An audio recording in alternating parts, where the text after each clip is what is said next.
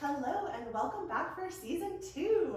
We are kicking it off with a return guest. Cristina Eury of Ancient Flow Therapy is here with me. Hello. And we're actually going to get into it. We get a lot of questions.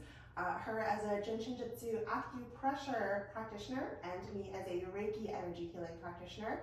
We get a lot of questions of like, what is this weird thing that you do? So for today's episode, we're going to be talking about Reiki and about Jin Shin Jyutsu and acupressure. I'm going to make that mistake a couple more times. And we're going to get into it. So I'm fully expecting this to be a part 1. So as you listen and you go, oh, I have more questions, and there are no stupid questions. So this is a great container for those questions that you're embarrassed to ask other people, because we're here for you. Yes.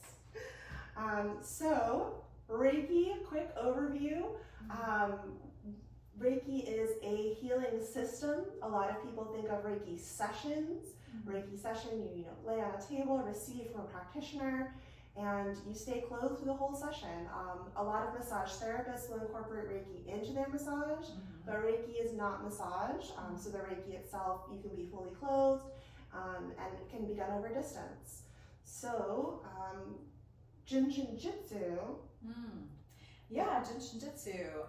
I typically say that I'm an acupressure therapist, but the modality is Jin Shin Jyutsu, which is based out of Japan, with roots in traditional Chinese medicine and most akin to 5-element for those that know about those things. It is also a clothed modality. Can be done over the clothes, laying on a table during a session, but it can also be done on oneself, which is lovely. In the state of Florida, most of us are massage therapists to be able to have a license to touch the body, because it is actually touching the body in specific areas.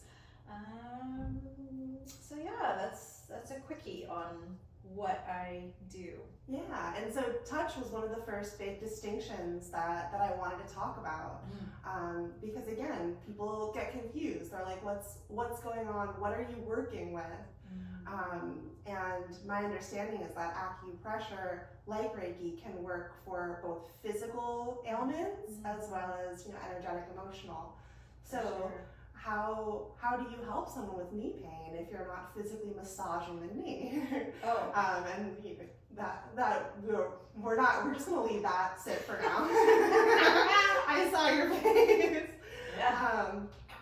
But yeah, so I mean, different approaches for sure. I mean, Reiki, my understanding, again, it depends on the practitioner. Some people have more strict hand placements that they always follow.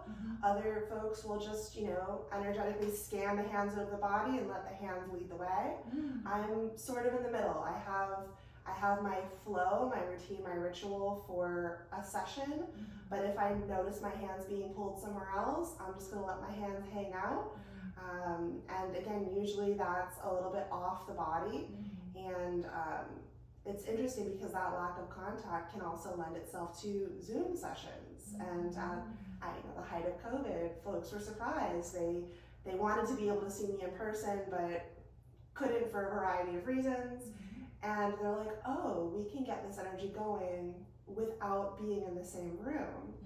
And I understand you can do the same thing. Yes, that's true. Both modalities can do distant sessions, which is really lovely to be able to work with the energetic / spiritual body, depending on your inclination for verbiage. I similarly learned during COVID that, oh my goodness, we can really do distant sessions. My furthest distant session was on an acupuncturist who lives in London. Oh, and she was having some neck concerns, and she's like, I usually go to a cranial sacral therapist and that takes care of it. I'm really suffering, I'm a little concerned. Well, let's try this. And opened up a video conferencing, watched her while I was doing the session on her. Afterwards, she's like, oh my gosh, it feels like I just had a cranial sacral therapy session. this is amazing. So much better. I think I can get through it now. Thank you. Oh, wow. So when you're doing a distance session, do you walk people through the self-hand placements? Great question. Mhm. I typically just have them lay where I can watch their body while I am doing it on a proxy, just on me. So they are not, usually I'll have soft music playing, but I don't usually talk to them during that session, that part of things, until I'm quote done, and till that part of the energetic work is completed. But yeah, so it's a it's a neat experience to be able to provide that kind of support for people. Nice. So the virtual sessions end up looking pretty similar. Yeah. I know I have experienced your self-led because you have some meditation recordings. True. And that's really cool to be, led to bring my hands to different places. Yeah, that is another aspect that within my tradition, there's a huge focus on what is called self-help in that, or what we term now these days as self-care.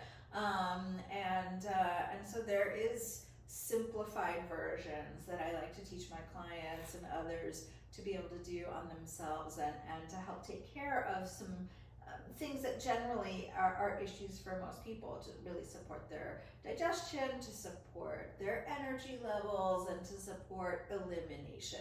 Those are huge focuses that everybody needs support on, and so and they feed into everything. It affects everything, and so all of that and a few more are recordings that I have for my clients to be able to really, between individual and deeper sessions with me, take a few minutes a day and do these recordings to help maintain things.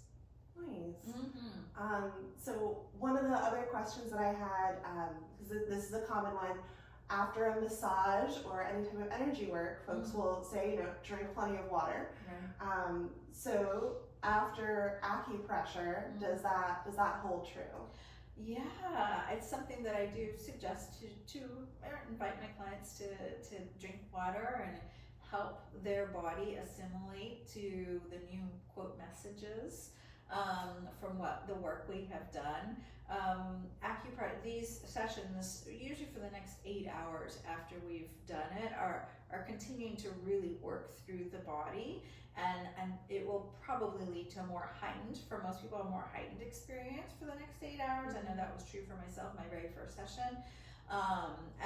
But people can notice effects from one session for 8 hours to a few days, and even longer, depending on how receptive and how things shift for them. Oh yeah, I know I usually notice things, I say it's like 24 to 48 hours, just letting things shift and flow.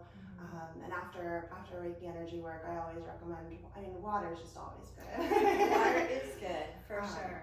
Yeah, I've noticed, and so this is something my viewpoint on it has shifted since I first started, but I noticed pretty quickly that energetic clearing could sometimes manifest as physical clearing. So you mentioned elimination support, letting go of old, stuff in the abdomen that we don't need to be carrying with us. Depending on the type of clearing that's happening, sometimes can be a little fast.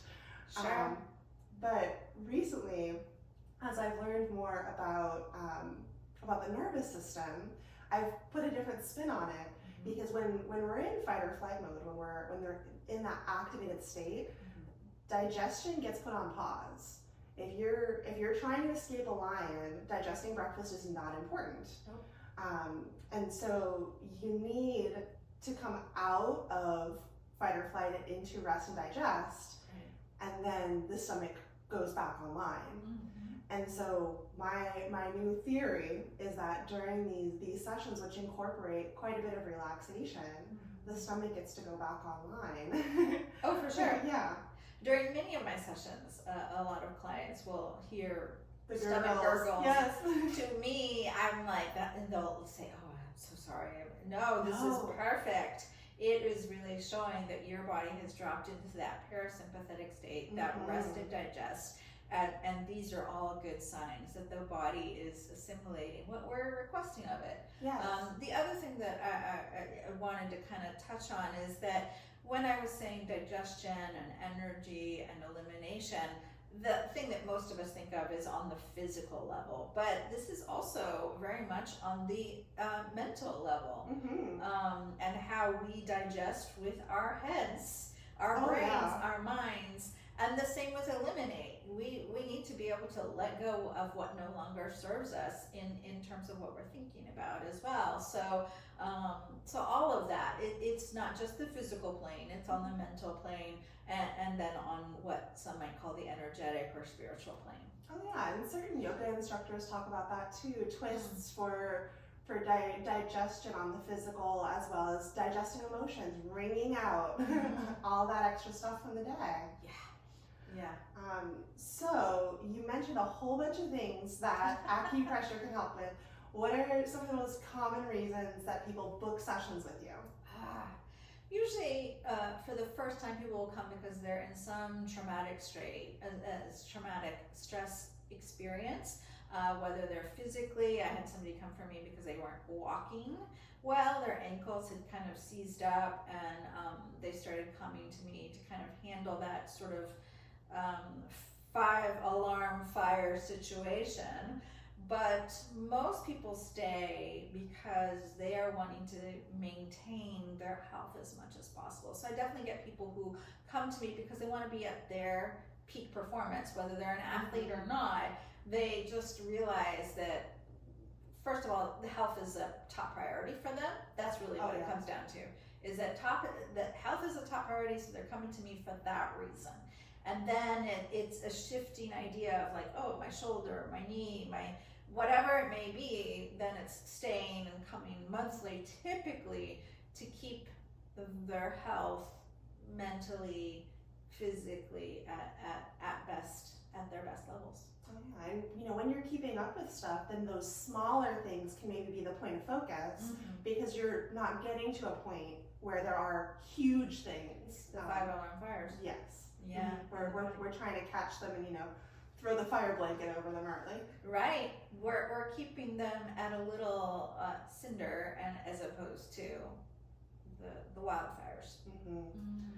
I know I tend to mostly work with Reiki clients who are dealing with stress and anxiety, and then the whole slew of physical symptoms that go along with that. And I think a big part of that is just because it's attracting people similar to my own journey. And I found this work from physical manifestations of stress and anxiety. So I've got a whole bunch of tools to help with that. And folks really notice that, like you, I've got a bunch of people who come on a regular, about monthly basis. And every so often there'll be either travel or illness, and we'll have to push it out. And by the time they come in, they're like, I now see the difference. I definitely need this. So yeah, it's important to be proactive. And both systems also offer a suite of self-healing tools. So I know for me, Reiki, so there's 5 elements to the system of Reiki, and only one of them is hands-on healing. So the other 4 elements are all self-healing, basically. So ways, tools, and supports to help keep you going day to day, and it really becomes a personal practice. So definitely there to support others and be able to take exceptionally good care of ourselves so that we can support others. Yeah, I begin the day doing Jin Shin Jyutsu on myself. Yeah, and most evenings too. Yes. Morning, night, all the time in between. Yes. Depends on the day. The rough ones are the ones where I'm like, where are my tools? Yeah. But that's why they're there. Yeah. Exactly. Yeah. Lovely. Okay. So I think we both touched on this a little bit, but benefit to having someone who's already healthy come in for a session. Do they need to be experiencing distress? No, but I would also say that our lives overall, generally speaking, are stressful. Oh yeah. It is very few people that I know of that are like, life is not stressful, nothing's going on. What are you doing for your life? Almost nothing. Okay. Well, usually a little bit of delusion. And a little, right. If they are have a career, have family, whatever. There's always wrinkles in the There's life something. experience. And so for me, it is just a wonder to be able to have this kind of thing to support me during those stressful events. Definitely. So something that I feel strongly about, the self-help industry has gotten very individualistic, and we've got this, this idea that, oh, if you do, X harder and with more effort, then you'll be better. And there's all this emphasis on you needing to heal yourself. And an important caveat is that while you always hold the power and control for your healing process, you're allowed and encouraged to have outside support. Humans have always healed in community.